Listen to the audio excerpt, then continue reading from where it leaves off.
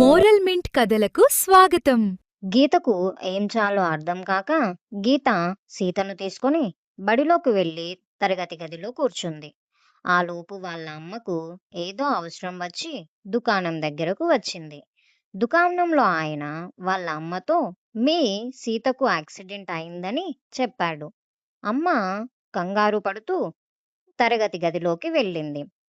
అక్కడ ఉన్న సీతను తీసుకొని హాస్పిటల్కు వెళ్ళింది. సీతకు నయం అయ్యింది. కొన్ని రోజుల తరువాత సీత పుట్టినరోజు వచ్చింది.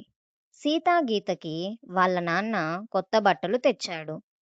సాయంత్రం పూట వాళ్ళు కొత్త బట్టలు వేసుకొని కేక్ కట్ చేశారు. అలా వాళ్ళందరూ సంతోషంగా ఉన్నారు. రోజులు గడిచాయి. పిల్లలు పెద్దవాళ్ళయ్యారు. గీత అమ్మతో ఒక విషయం చెబుతుంది. ఆ విషయం వినగానే అమ్మ ఏడుస్తుంది. అమ్మ ఎందుకు ఏడుస్తుందో తెలుసుకోవాలంటే ఎపిసోడ్ 3 కోసం వెయిట్ చేయండి. ఇలాంటి మరిన్ని కథల కోసం మోరల్ మీన్ స్టోరీస్ను లైక్ చేయండి, సబ్స్క్రైబ్ చేయండి.